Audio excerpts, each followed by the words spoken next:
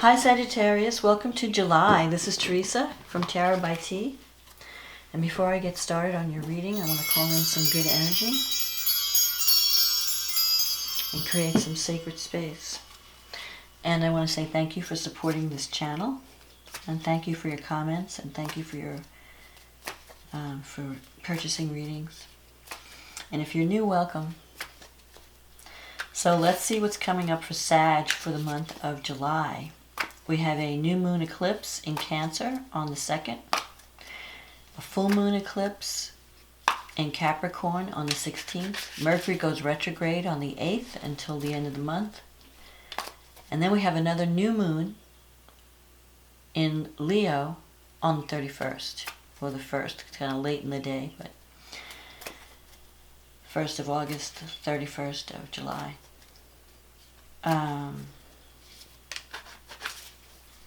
So let's see. What do the cards say? We'll get into the astrology later. What does Sagittarius need to know about love and relationships for the month of July? What does Sagittarius need to know about love and relationships for the month of July?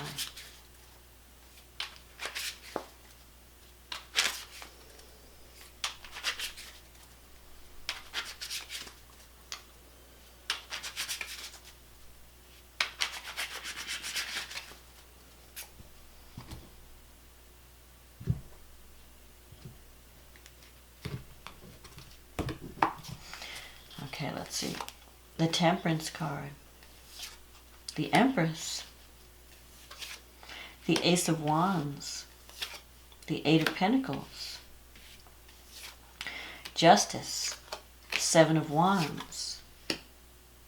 The Knight of Swords. The Emperor. The Six of Cups. The Ten of Cups. Okay, so you start the month off, you have the Temperance crossed by the Empress. So if you're in a relationship, the Temperance card is a card of two people who are really compatible. They may be very different, but there's a blending of opposites with the Temperance card. You know how to meet each other halfway, you know how to compromise.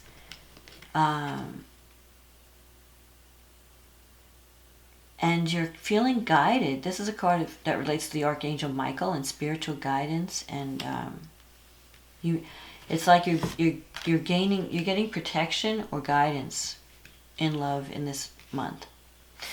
The Empress is here. This is a card of motherhood, family, home, family, abundance. So you could be creating a new home for yourself or connecting with someone that you feel brings joy and abundance to your life. This is also a card of creativity.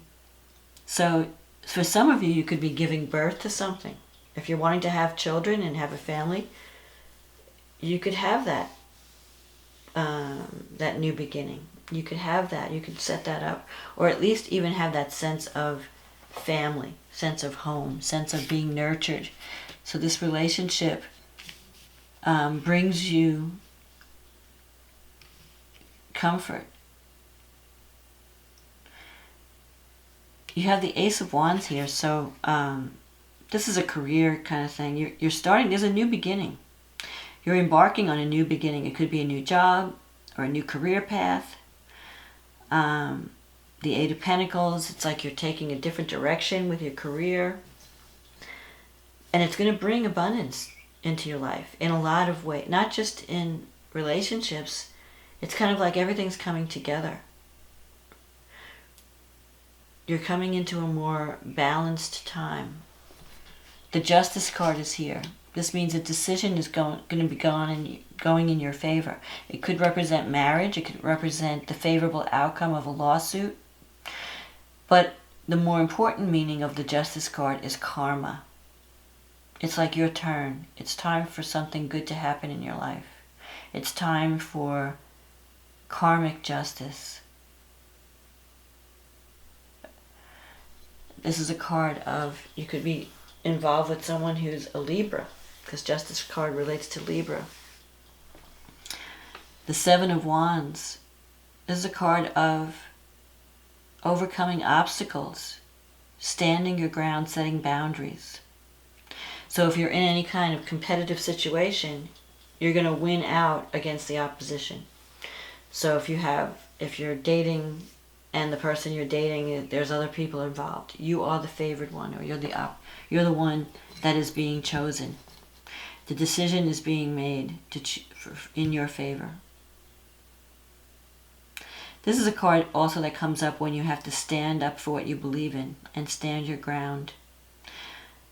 So if there's a relationship issue, you can win out and you can overcome any obstacles that stand in the way of your union and fight for what you believe in. The Knight of Swords, this is like hasty energy, so you might be jumping into something. Sometimes it can mean you're jumping into something without thinking, or you're being hasty. You want things to happen quickly. You don't have a lot of patience. So if you just met someone, for some of you, you want things to progress quickly to the next level. Or you could be dealing with someone who is very adventurous, someone who defends you, who stands up for you, who supports you. Again, you have the swords, so you could be dealing with an air sign. If you're in your environment, you have the Emperor. So whoever you're involved with, this is bringing stability into your life. You're wanting to build a new life with this person, a stable life with this person. And if it has to do with career, you might be moving into a position of leadership, or at least you're working with people who are in positions of power. You are the executive, you are the this is the CEO card, the boss card, the someone who's very disciplined, organized, dependable, wanting to establish something that lasts. So if you're committing in a relationship, because you have the Emperor and the Empress here, so this is a very powerful connection. Like two people are really made for each other. And together you can move mountains. You can build something solid and strong. Sometimes the Knight of Swords can represent a quick departure. So it could be like this new beginning, and I'm feeling this more in career, that there could have been a career opportunity that came up and you just decided to go for it. And you made a quick departure or a quick jump into this new situation. But it works out fine. I mean, you're moving into a great, you're moving into something better. So whatever you're leaving behind, it's like you're starting this new cycle and moving into greater harmony. You're in this period of transition. The Six of Cups is here. This is a card of learning from the past, healing from the past. Maybe you're even connecting with people from the past. And you're moving into the future. You're moving into a better situation for you. So if you're changing jobs, the new job is much better suited for you and your energy. If it's a new relationship, there's greater harmony and love. 10 of Cups. This is the card of love. That's a pure love and true happiness. So July is going to be a beautiful month for you. A lot of new beginnings that are going to lead to stability and love. And finally, with the Justice in the reading, you're going to get what you deserve. So if you've been waiting for your ship to come in, you're waiting for, like, when a good thing's going to happen to me, you might be seeing everybody else around you in happy relationships or having, loving, good family connections and career success. This is your time. Especially now that you have Jupiter in your sign in Sagittarius. So you're golden this year. It can't get better than this. This is a time, a new cycle coming in that's going to bring happiness and joy and love and abundance. You're finally going to feel connected to someone on a deep level. And this is not a superficial relationship. This is something that can lead to marriage or stability. Even if you don't actually exchange vows, you will be with this person. You will be able to create something stable and solid. So let's see what the astrology has to say. So the solar eclipse is in Cancer on July 2nd, and it falls in your 8th house. That's the house of transformation. It can bring financial support, a new way of... it can also bring... It relates to other people's money. So if you're connecting with someone on a romantic level, it can bring... They could be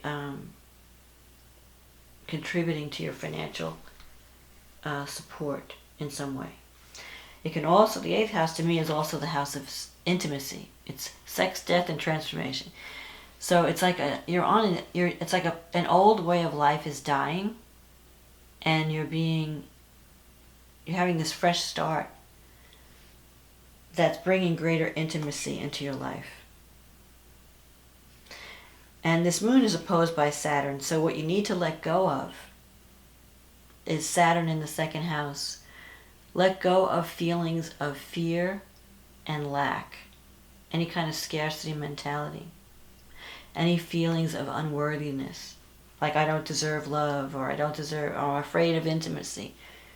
You need to move away from that and move toward the new moon in Cancer, which is the card of nurturing, being loving, being like a loving mother, then learning how to mother yourself and nurture yourself, and move away from that Saturn Capricorn energy of harshness and become softer. So you're transitioning to a more loving and softer place. Neptune is in the 4th house, squaring Jupiter in the 1st. So you've been taking time out to really meditate and calm and clear your head so that you can embrace these changes. Neptune in the 4th house, it can bring peace and tranquility to a home. Your home becomes your sanctuary, your place to retreat from the world and the stresses of the world. Uranus is favoring this new moon. It's 5 degrees away in Taurus, and it's sextile. And it's in your 5th house. It's in your 6th house. So a lot of your joy in July comes from this new job opportunity, a new career opportunity. But it's also affecting your relationships at the same time. So it's a new beginning on many levels. Now Mercury goes retrograde on the 7th or the 8th, late in the day on the 7th, almost the 8th. And that's going to be retrograding in Leo in your 9th house.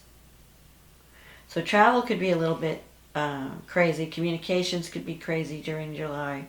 You want to make sure that if you're traveling, especially since this is the 9th house, you check everything, all your plans, check your bags, make sure you get there early if you have to leave, because Mercury sometimes interferes with travel and communication. So make sure that you're being understood, that you are understanding, to avoid any miscommunications. The full moon is happening in your 2nd house, and it's conjunct Pluto. And you have Saturn there. Pluto and Saturn are going through your 2nd house. Major transformation in the way that you earn money, and the way that you feel about yourself. Sometimes the moon conjunct Pluto, you can sever ties with someone, a female figure. A lunar eclipse sometimes eclipses a woman from your life. So there could be a relationship, a female relationship, that no longer serves you and you're just leaving it behind.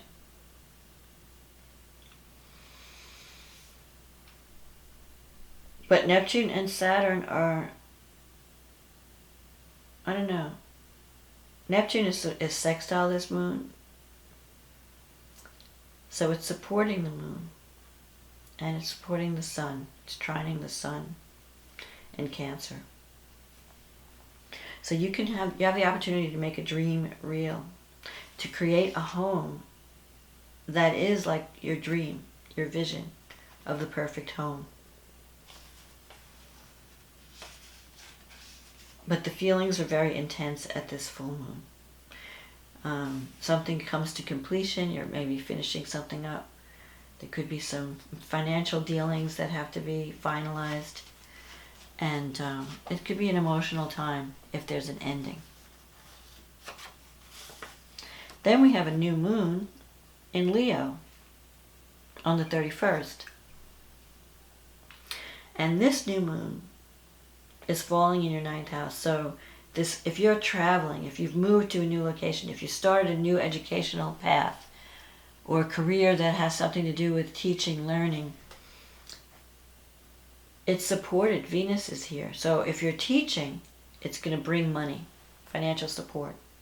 If it's a relationship, you could be connecting with someone from a different culture than you, someone who's like foreign, or someone you meet through your travels. Venus can bring someone who's very beautiful or attractive. Jupiter is in your first house trining all of this, so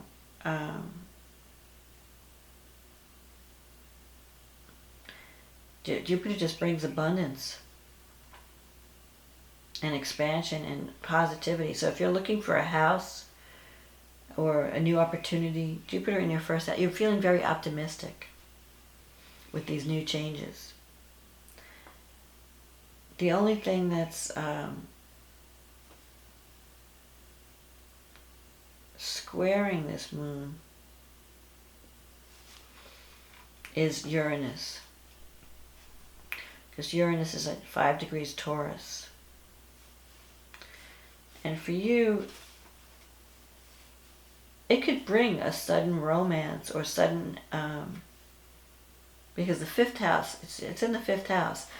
So it's going to free you to experience love again or romance. If you haven't had a chance, if you've been walling yourself off from love or romance, Uranus could bring someone out of the blue. You could just connect with someone. It could also affect your children. You could have unexpected experiences with children.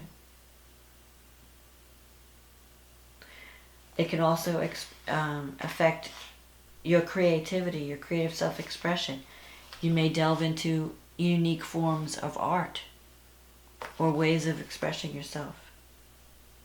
Because Uranus just brings, it frees you to be who you are, to express who you are, without any excuses, without any regrets. So I just feel that you're coming into a great time, and you're being supported by the universe. So after you go through the craziness of the eclipses, this new moon in Leo, it like frees you to start to really have a new beginning. So you're clearing out stuff. The eclipses may clear things out. People, places, relationships, whatever is no longer serving you, whatever has been past its deadline to be released, may move out at this time. And it could be sudden. Everything is just happening really quickly with eclipses. But then when all the dust settles and you're in this new moon energy in Leo, you realize that you've come home and you're in a new world, a world that brings joy and abundance and positive energy. You're going to be happy with these new changes. So don't worry about any of the changes, because you're on a good path. And the end is love. Pure love. 10 of Cups. Surrounded by love, surrounded by family, surrounded by support. Feeling abundant, feeling creative. It's like you're being reborn in some way by these changes. So it's death to the old way of life, birth to the new cycle coming in. So welcome it.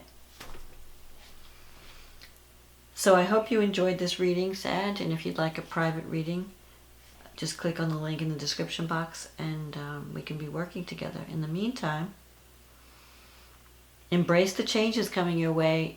You're going to wind up in a beautiful place. So I wish you much luck and love, and I will talk to you again next month. Okay, bye now.